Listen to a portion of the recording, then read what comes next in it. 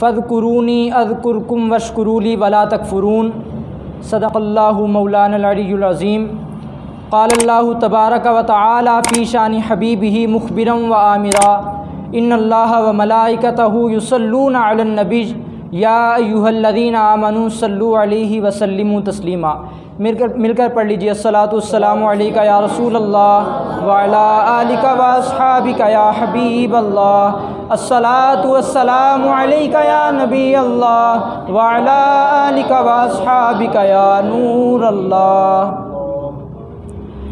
یہی ہے آرزو تعلیم قرآن عام ہو جائے، یہی ہے آرزو تعلیم قرآن عام ہو جائے، ہر ایک پرچم سے اونچا پرچم اسلام ہو جائے۔ تمام تعریف و توصیف حمد و ثنا اللہ جل مجدہ الکریم کی ذات پاک کے لیے جو خالق کائنات بھی ہے اور مالک شخص جہات بھی ہے، اور حضور نبی اکرم رسول محتشم نبی مکرم شفیع امم اللہ کے پیارے امت کے سہارے رب کے محبوب دانائے غیوب منزہ عن العیوب مالک رقاب امم فخر عرب و عجم والی کون و مکان سیاح لامکان سید انس و جاں سرور لالا رخاں سرنشین محبشاں صد خیر زہراں جمالاں جلوہ صبح ازل نور ذات لم یزل باعث تکمیل آدم فخر آدم و بنی آدم شاہد ما طغا رازدار ما اوحا رازدار ما طغا شاہد ما طغا رازدار ما اوحا صاحب علم نشرہ معصوم آمنہ تاجدار ختم الانبیاء جناب حضرت سیدنا محمد مصطفیٰ صلی اللہ تعالی علیہ وآلہ وسلم کے حضور ناز میں اپنی عقیدتوں ارادتوں اور محبتوں کا خراج درود و سلام کی صورت میں پیش کر لینے کے بعد میں دعا کرتا ہوں کہ اللہ جل مجدہ الکریم میری زبان پر حق کو جاری فرمائے۔ محتشم سامعین حضرات، اللہ وحدہ لا شریک کے محبوب علیہ الصلوۃ والسلام کا فرمان جو کہ الترغیب و ترہیب کتاب میں موجود ہے، حضرت سیدنا عمار بن یاسر رضی اللہ تعالی عنہ آپ راوی ہیں۔ عن عمار بن یاسر رضی اللہ تعالی عنہ قال قال رسول اللہ صلی اللہ تعالی علیہ وآلہ وسلم ان اللہ وکل بقبری ملکا اعطاہ اسماء الخلائق فلا یصلی علی احد الی یوم القیامۃ الا ابلغنی باسمہ و اسم ابیہ ھذا فلان ابن فلان قد صلی علیک یا رسول اللہ او کما قال النبی صلی اللہ تعالی علیہ وآلہ وسلم۔ حضور علیہ الصلوۃ والسلام کے ایک پیارے صحابی حضرت سیدنا عمار بن یاسر رضی اللہ تعالیٰ عنہ آپ سے روایت ہے، آپ بیان کرتے ہیں کہ رسول اللہ صلی اللہ تعالیٰ علیہ وآلہ وسلم نے ارشاد فرمایا کہ بے شک اللہ وحدہ لا شریک نے میری قبر پر ایک ایسا فرشتہ مقرر فرما دیا ہے، اور اس فرشتے کی طاقت اس کو اتنی طاقت عطا فرمائی ہے کہ وہ تمام مخلوق کی آوازیں سن سکتا ہے۔ تمام انسان نہیں، صرف انسان نہیں، صرف جنات بھی نہیں، تمام مخلوق جس کی بھی جسم میں جان ہے، اللہ نے اس فرشتے کو یہ طاقت دی ہے کہ اس جاندار کی آواز کو سن سکے۔ اور اتنی طاقت ہونے کے باوجود بھی اس کی ذمہ داری کیا لگا رکھی ہے؟ اس کی ذمہ داری اللہ نے یہ لگائی ہے کہ قیامت آنے تک جو بھی جاندار سرکار پر ایک مرتبہ درود پڑھتا ہے تو وہ فرشتہ سرکار علیہ الصلوۃ والسلام کو اس بندے کا اس کے والد کے نام کے ساتھ نام بتا دیتا ہے۔ وہ بتاتا ہے کہ یا رسول اللہ فلاں بن فلاں نے آپ پر ایک مرتبہ درود بھیجا ہے۔ الترغیب و ترہیب میں یہ روایت موجود تھی۔ اب میں بڑھتا ہوں اپنے موضوع کی جانب۔ میں نے آیت کریمہ تلاوت کی، فاذکرونی اذکرکم واشکروا لی ولا تکفرون۔ اللہ وحدہ لا شریک نے ارشاد فرمایا کہ تم میرا ذکر کرو میں تمہارا چرچا کروں گا۔ اللہ نے فرمایا تم میرا ذکر کرو میں تمہارا چرچا کروں گا۔ اب اللہ وحدہ لا شریک کی ذات ایسی ہے کہ اللہ وحدہ لا شریک یہ بھی فرما سکتا تھا کہ میں تمہارا ذکر کروں گا، لیکن اللہ کا ذکر اللہ تعالیٰ کی ذات تک محدود رہنا تھا۔ اللہ نے فرمایا تم میرا ذکر کرو، چاہے چھپ کر، چاہے ظاہر ہو کر، چاہے تنہائی میں، چاہے مجمع میں، تم میرا ذکر کرو میں تمہارا چرچا کروں گا۔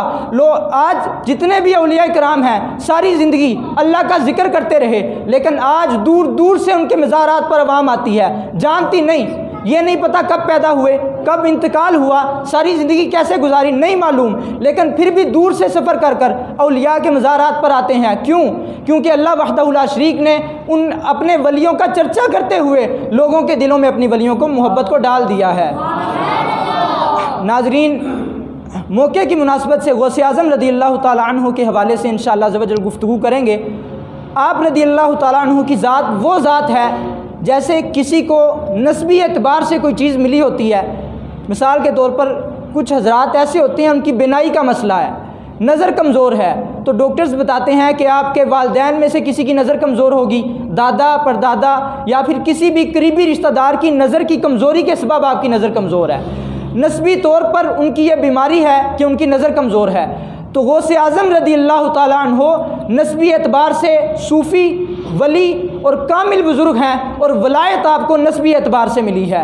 آپ کے والد وہ بھی با کرامت ولی گزرے, آپ کی والدہ بھی ساری زندگی تقوی کے ساتھ گزاری, اور آپ کی پھوپھی جان, صرف ایک روایت آپ کی پھوپھی جان کی سناؤں گا. آپ رضی اللہ تعالیٰ عنہ جو تھی, غوث اعظم رضی اللہ تعالیٰ عنہ کی پھوپھی, ایک مرتبہ ایسا ہوا کہ قحط سالی پڑ گئی, بارش نہیں ہو رہی تھی. اب تو بہت سارے ذرائع ہیں پانی کھیتوں کو پانی لگانے کے. پہلے صرف بارش ہوتی تھی, کھیتوں کو پانی پہنچتا تھا تو پھل ملتا تھا. اگر بارش نہیں ہوئی, کھیت تباہ ہیں, جب روزی نہیں ملے گی, بیچ میں سے پھل نہیں اگے گا تو انسان بھوکے مر جائیں گے. سارا انحصار بارش پر ہوتا تھا. کئی دن گزر جاتے ہیں, بارش نہیں ہوتی. سارے لوگ نماز استسقاء ایک جگہ جمع ہو کر نماز ادا کر کے دعا مانگتے ہیں کہ یا اللہ عز و جل بارش نازل فرما. اس کے باوجود بھی بارش نہیں ہوتی. پھر ایک بندہ انہیں مشورہ دیتا ہے کہ آؤ ان کے پاس چلتے ہیں, یعنی غوث اعظم رضی اللہ تعالیٰ عنہ کی جو پھوپھی جان تھی. سب لوگ ان کے پاس جاتے ہیں اور جا کر عرض کرتے ہیں کہ اللہ کی بارگاہ میں دعا کیجئے کہ اللہ وحدہ لا شریک بارش نازل فرمائے. اب جتنے بھی ولی ہیں ان کا انداز نرالا ہوتا ہے. اب انہیں اللہ سے محبت ہے, اور محبت کے تقاضے کو مد نظر رکھتے ہوئے اللہ سے مانگنے کا طریقہ کیا اختیار کیا, یہ دیکھیے. آپ رضی اللہ تعالیٰ عنہ نے اپنے سین میں جھاڑو لگایا. جھاڑو لگانے کے بعد آپ نے عرض کیا یا اللہ عز و جل میں نے صفائی کر دی ہے, اب بارش کو برسا کر پانی تو لگا دے. آپ نے دیکھا ہوگا کہ جب بھی گاؤں دیہاتوں میں گھروں میں صفائی کی جاتی ہے, ڈسٹ اڑتی ہو تو وہاں صفائی کرنے کے بعد پانی لگا دیا جاتا ہے تاکہ مٹی اڑے نہ. تو آپ نے اسی بات کو مد نظر رکھتے ہوئے عرض کیا یا اللہ میں نے صفائی کر دی ہے, اب پانی تو لگا دے. تھوڑی دیر کے بعد اللہ وحدہ لا شریک نے بارش کو نازل فرما دیا. یہ تھی آپ کی کرامت. اور غوث اعظم رضی اللہ تعالیٰ عنہ کو اپنے نسب کے ساتھ ہی ولایت ملی ہے. اور آپ رضی اللہ تعالیٰ عنہ کے تقوی کی بات کی جائے, اپنے موضوع میں ہی رہ کر گفتگو کو کرتا ہوں. غوث اعظم رضی اللہ تعالیٰ عنہ کے پاس ایک مرتبہ شیطان آیا. اب شیطان جو ہے جن ہے, اور جن کو اللہ وحدہ لا شریک نے یہ طاقت دی ہے وہ جو شکل چاہے بن جائے. غوث اعظم رضی اللہ تعالیٰ عنہ بیان فرما رہے ہیں, لوگ سامنے موجود ہیں. بیان کرتے ہوئے چھت سے ایک دم سانپ نمودار ہوتا ہے, بہت بڑا سانپ ہے, آ کر زمین پر گرتا ہے, گر کر آپ کے کپڑوں پر چڑھتا ہے, چڑھ کر یہ آپ کی آستین میں گھس جاتا ہے, گھس کر آپ کے گریبان سے نکل کر آپ کے منہ کے سامنے اپنا بڑا سارا منہ کھول لیتا ہے, ڈرانے کی کوشش کرتا ہے. غوث اعظم رضی اللہ تعالیٰ عنہ اپنی گفتگو کو نہیں روکتے, بلکہ آرام سے اس سانپ کو پکڑ کر سائڈ پر رکھ دیتے ہیں, اپنی گفتگو کو جاری رکھتے ہیں. جب سارا بیان مکمل ہوتا ہے, محفل کے مکمل ہونے کے بعد وہ شیطان جو کہ جن تھا سامنے آ جاتا ہے, آ کر کہتا ہے کہ یا غوث پاک میں نے بڑے بڑے ولیوں کو بہکایا ہے, بڑے بڑے ولیوں کو اس طرح ڈرایا ہے. کچھ ایسے تھے کہ جو ظاہری طور پر تو ڈر گئے لیکن ان کا دل اللہ کی طرف لگا رہا, اور کچھ ایسے تھے جن کا دل ڈر گیا لیکن ظاہری طور پر وہ نہیں ڈرے. آپ ایسے ہیں کہ آپ کا دل بھی اللہ کی طرف لگا رہا اور آپ ظاہری طور پر بھی نہیں ڈرے. آپ کی کیا بات ہے؟ تعریفیں کرنے لگا. آپ رضی اللہ تعالیٰ عنہ نے وہاں پر اپنی بات نہیں کی. آپ نے فرمایا یہ میری کوئی بات نہیں, یہ تو اللہ کا مجھ پر کرم ہوا ہے, یہ تو اللہ کا مجھ پر کرم ہوا ہے. وہاں پر غوث اعظم رضی اللہ تعالیٰ عنہ نے اپنی بات نہیں کی بلکہ اللہ کا ذکر کیا. یہی وجہ ہے کہ آج ہم جانتے نہیں ہیں کہ غوث اعظم رضی اللہ تعالیٰ عنہ کب پیدا ہوئے, کب انتقال ہوا, زندگی کیسے گزاری, آپ کا مزار کہاں پر ہے. بہت سے ایسے ہیں جن کو نہیں معلوم, لیکن پھر بھی غوث اعظم کا نام لے کر جھوم جاتے ہیں. کیوں؟ کیونکہ اللہ وحدہ لا شریک نے ان کا چرچا کرتے ہوئے ان کی محبت کو ہمارے دل میں ڈال رکھا ہے. آپ رضی اللہ تعالیٰ عنہ کا ایک اور واقعہ منقول ہے. ایک مرتبہ شیطان جو ہے بادل کی صورت میں غوث پاک کے پاس آتا ہے. غوث اعظم رضی اللہ تعالیٰ عنہ اللہ وحدہ لا شریک کو راضی کرتے کرتے جنگلوں میں نکلے ہوئے تھے, پانی کی تلاش میں تھے, سخت پیاس کا عالم ہے, پانی نہیں مل رہا. اب شیطان نے کیا کیا, شیطان بادل کی صورت میں غوث اعظم رضی اللہ تعالیٰ عنہ کے اوپر آ جاتا ہے, سایہ کر دیتا ہے. سایہ کرنے کے بعد بارش برسانا شروع کر دیتا ہے, پانی آ جاتا ہے. بارش برسانے کے بعد کہتا ہے اے عبد القادر، اس بادل سے آواز آنے لگ گئی، کہنے لگا اے عبد القادر میں تیرا رب ہوں، تو میرا بندہ ہے، جتنی بھی حرام چیزیں ہیں میں نے تیرے لیے حلال کر دی ہیں۔ جب اس نے یہ جملہ کہا تو غوث اعظم رضی اللہ تعالیٰ عنہ نے سوچا اللہ وحدہ لا شریک تو ایسا نہیں فرما سکتا، اللہ نے تو جو حرام فرمایا ہے قیامت تک حرام ہی رہے گا اور ہر کسی کے لیے حرام رہے گا۔ تو آپ کو فوراً خیال آیا یہ اللہ وحدہ لا شریک کی ذات نہیں بلکہ یہ تو شیطان ہو سکتا ہے۔ آپ نے پڑھا اعوذ باللہ من الشیطان الرجیم، فرمایا میں اللہ کی پناہ مانگتا ہوں شیطان مردود سے، شیطان کو دور کیا۔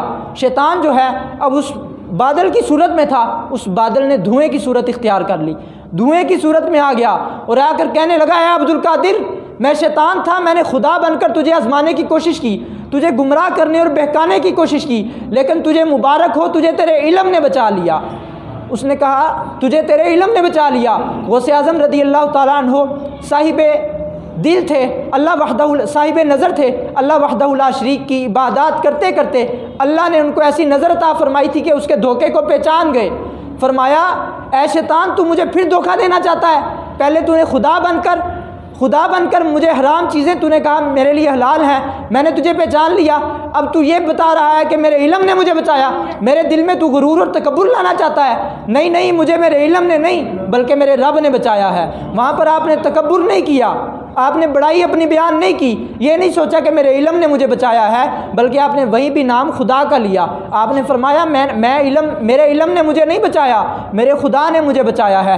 یہی وجہ ہے کہ غوث اعظم نے اللہ کا ذکر کیا۔ آج دنیا غوث اعظم کو یاد کر رہی ہے کیونکہ غوث اعظم کا چرچا اللہ وحدہ لا شریک خود کرتا ہے۔ سامعین محتشم، شیخ مصلح الدین سعدی شیرازی رحمۃ اللہ تعالیٰ علیہ، آپ کی ایک بہترین کتاب ہے گلستان سعدی۔ آپ رضی اللہ تعالیٰ عنہ نے تقریباً 120 سال کی عمر پائی، پہلے 30 سال یوں ہی گزارے، کام کاج میں گزارے، اور اگلے جو 30 سال ہیں یہ علم حاصل کرنے میں گزار دیے۔ اس سے اگلے 30 سال آپ نے سیر و سیاحت میں گزار دیا اپنے دنیا پھری تجربات حاصل کرنے کے لیے، اور اس سے اگلے 30 سال جو ہیں آپ نے پڑھانے میں گزار دیے۔ پہلے 30 سال جو ہیں یوں گزارے، ایک دن آپ کیا دیکھتے ہیں بارش برس رہی ہے اور ایک زمین کے حصے پر سوراخ ہو جاتا ہے۔ آپ دیکھنے کے بعد کہتے ہیں اے سعدی پانی نے زمین میں سوراخ کر دیا ہے، تیرا دل کیا زمین سے بھی سخت ہو چکا ہے کہ علم اگر گرتا رہے تو اس میں پیوست نہ ہو سکے؟ تو علم حاصل کر، علم حاصل کرتا رہے، قطرے قطرے کی طرح علم تیرے دل میں آتا چلا جائے گا، ایک دن تو بھی عالم بن جائے گا۔ آپ نے جب یہ سوچا علم حاصل کرنا شروع کر دیا، 30 سال علم حاصل کیا۔ اس کے بعد اگلے 30 سال جو ہیں 60 سال سے لے کر 90 سال تک کی عمر آپ رضی اللہ تعالیٰ عنہ نے دنیا میں سیر و سیاحت کی تجربات حاصل کرنے کے لیے شہر بہ شہر آپ نے سفر فرمایا۔ اب وہ جو 30 سال کا عرصہ آپ نے گزارا ہے، اس 30 سال کے تجربات کو، اس میں آپ نے کیا کھویا، کیا پایا، کیا حاصل کیا، لوگوں کو پہچانا، وہ سب آپ نے ایک کتاب میں بند کر دیا۔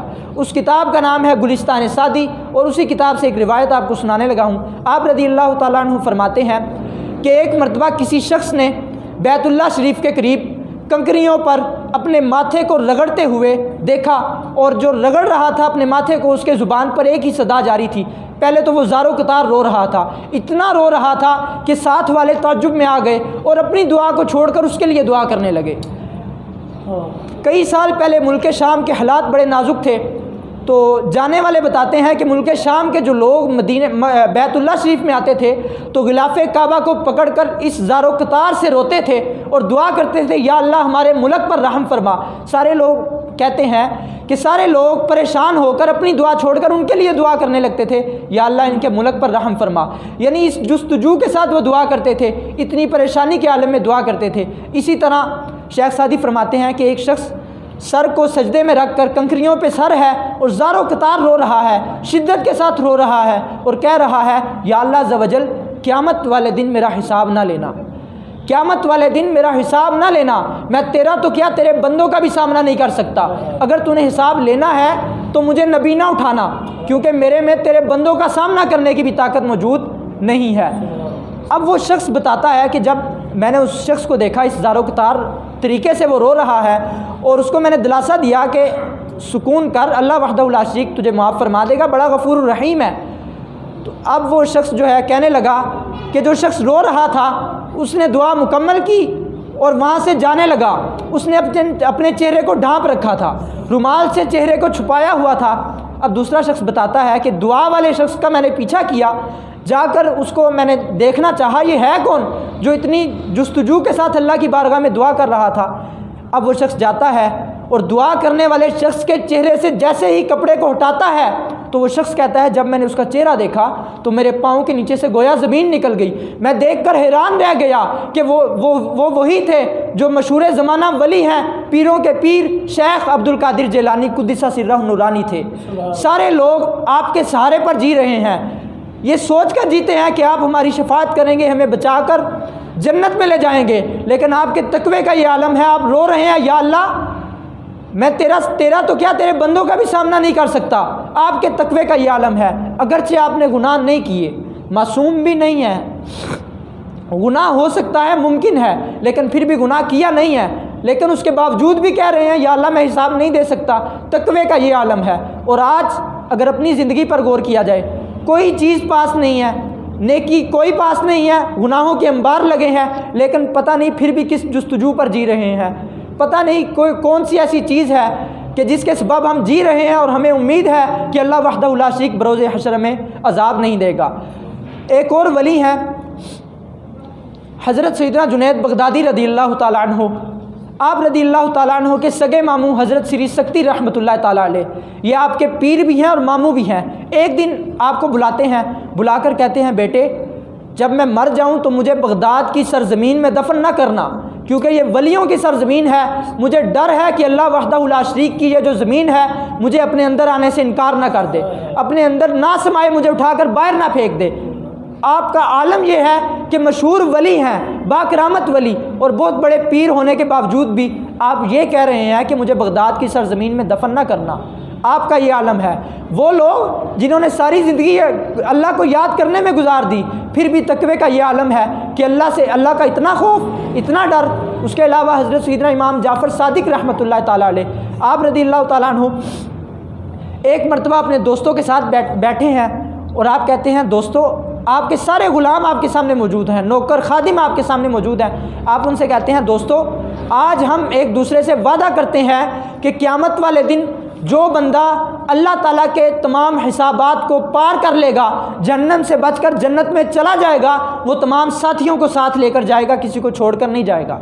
اب جب یہ کہا تو سارے رونے لگ گئے، کہنے لگے حضور ہم تو آپ کے سہارے پر بیٹھے ہیں کہ آپ نے ہماری شفاعت کر کے ہمیں لے کے جانا ہے۔ آپ نے فرمایا نانا دوستو آخرت کے معاملے بڑے سخت ہیں، آخرت کے معاملے بہت سخت ہیں، اتنے بڑے بزرگ ہونے کے باوجود بھی اللہ کا اتنا خوف، اتنا ڈر اور یہ امید کہ پتہ نہیں کون سی بات پر میں پھنس جاؤں، اور آج اپنا اندازہ لگایا جائے کہ کون سی ایسی بات ہے جو ہمیں تسلی سے اور سکون سے رہنے دیتی ہے۔ ناظرین اگرچہ اللہ وحدہ لا شریک کے تمام احکامات کو ماننا اور تمام گناہوں سے بچنا ایک انسان کے لیے ناممکن ہے، کوئی بھی انسان ایسا نہیں جس سے گناہ ہو ہی نہیں سکتا۔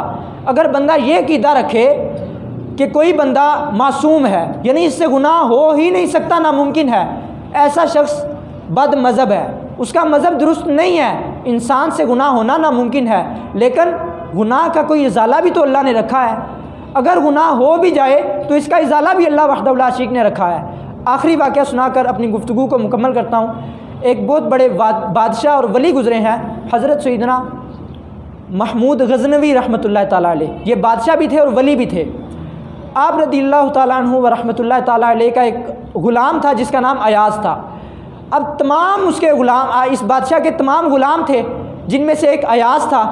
اب یہ جو بادشاہ تھے یہ ایاز کو دوسروں کے مقابلے میں زیادہ عزت دیا کرتے تھے، زیادہ عزت دیتے تھے۔ اب باقی جو غلام تھے وہ دیکھتے تھے ہم بھی غلام ہیں، یہ بھی غلام ہے، لیکن بادشاہ اس کو اتنی عزت کیوں دیتا ہے؟ سارے اکٹھے ہوئے بادشاہ کے پاس گئے اور شکایت کرنے لگے، بادشاہ سلامت آپ انصاف کیجئے، آپ انصاف نہیں کرتے۔ بادشاہ نے پوچھا کیا ہوا؟ کہنے لگے کہ ایاز بھی غلام ہے، ہم بھی غلام ہیں، لیکن آپ ایاز کی ہم سے زیادہ عزت کرتے ہیں۔ بادشاہ نے کہا اچھا میں تمہارے درمیان فیصلہ کر دوں گا، لیکن تمہیں چھوٹا سا ایک کام سونپتا ہوں۔ کام یہ سونپا کہ چند موتی دیے، ہر ایک غلام کو چند موتی دیے اور کہا کل تم نے یہ موتی میرے پاس لانے ہیں، لیکن شرط یہ ہے کہ سب سے پہلے تم نے یہ موتی جا کر تالاب میں ڈال دینے ہیں۔ تالاب میں ڈالنے کے بعد کل شام کو جب موتی میرے پاس لانے ہیں دو شرطیں ہیں، ایک تو یہ ہے کہ موتی تم نے ضرور لانے ہیں، ایک بات، دوسری بات یہ ہے کہ موتی جب لاؤ تو نہ ہی تمہارا جسم اور نہ ہی تمہارے کپڑے گیلے ہوں۔ اب ظاہری سی بات ہے، تالاب میں جائیں گے تو کپڑے بھی گیلے ہوں گے، جسم بھی گیلا ہوگا، اگر کپڑے نہیں بھی پہنے جسم تو گیلا ہوگا ہی ہوگا، کیونکہ تالاب میں پانی موجود ہے، موتی بھی نکالنے ہیں، جسم بھی گیلا ہوگا۔ اب بادشاہ سلامت نے یہ حکم دے دیا، اگلا دن آیا، شام کا وقت ہو گیا، سارے غلام جو ہیں کھڑے ہیں، انہوں نے کہا موتی نہیں نکالے جا سکتے، کیونکہ اگر نکالیں گے تو جسم گیلا ہو جائے گا، کپڑے گیلے ہو جائیں گے۔ لیکن جیسے ہی وقت قریب آیا، ایاز تالاب میں اترتا ہے، جا کر تمام موتیوں کو چنتا ہے، چن کر ہاتھ میں لے کر تالاب سے نکل کر بادشاہ کے پاس پہنچ جاتا ہے۔ اب سارے غلام جو ہیں خوب ہنستے ہیں، کہتے ہیں آج تو بادشاہ مان جائے گا کہ یہ شخص بے وقوف ہے، اس کی عزت ہمارے سے کم ہے، اس کا مقام ہمارے سے کم ہے، درجے میں یہ ہم سے کم ہے۔ اب بادشاہ کا دربار لگا، بادشاہ نے پوچھا ہاں بھائی تمہیں ایک کام دیا تھا؟ سارے کہنے لگے بادشاہ سلامت آپ نے کام دیا تھا، دو شرطیں رکھی تھی، ایک موتی لانے ہیں اور دوسری شرط یہ تھی جسم گیلا نہ ہو۔ تو اب یہ ناممکن بات تھی کہ جسم تو گیلا ہونا ہی ہونا تھا۔ اب وہاں سے کونے سے ایک ایاز نکلا، بادشاہ کے پاس گیا، جھک کر اس نے موتی پیش کیے، کہا بادشاہ سلامت یہ لیجئے موتی۔ بادشاہ غصے میں آ گیا، کہنے لگا تمہیں یاد نہیں میں نے کہا تھا جسم گیلا نہ ہو؟ تمہارے کپڑے بھی گیلے ہیں، جسم بھی گیلا ہے، پانی ٹپک رہا ہے۔ ایاز نے کہا بادشاہ سلامت آپ نے دو حکم دیے تھے، ایک کام کرنا تھا، دوسرے کام سے بچنا تھا۔ جو کام کرنا تھا وہ تھا موتی نکال کر لانے ہیں، اور جس کام سے بچنا تھا وہ تھا کہ ہمارا جسم اور کپڑے گیلے نہ ہوں۔ جو کام کرنے کے لیے دیا تھا اس کو تو میں کر لایا ہوں، اور جس کام سے منع کیا تھا اس کی مجھ سے غلطی ہو گئی ہے، مجھے معاف کر دیجئے۔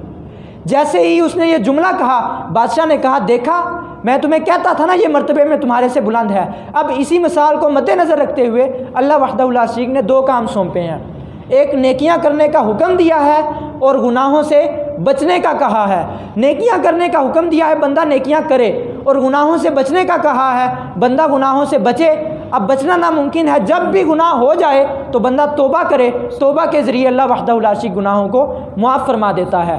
علماء نے توبہ کی 3 شرطیں بیان کی ہیں، جب بھی توبہ کی جائے، سچی توبہ کی جائے۔ سچی توبہ کرنے کے بعد حدیث شریف میں آتا ہے کہ جب بھی بندہ سچی توبہ کرتا ہے، التائب من الذنب کمن لا ذنب لہ، بندہ جب بھی سچی توبہ کرتا ہے، اس کی توبہ اگر سچی ہو تو اللہ وحدہ لا شریک اس کے ذمے کوئی گناہ باقی نہیں رہنے دیتا، اس کے تمام گناہوں کو معاف فرما دیتا ہے۔ 3 شرطیں یہ ہے کہ جب بھی گناہ سے توبہ کرے، جس گناہ سے توبہ کی جا رہی ہے، توبہ کرنے کا جو عزم ہے یہ پکا ہو، سچی توبہ ہو کہ یا اللہ غلطی ہو گئی ہے، آئندہ کبھی گناہ نہیں کروں گا۔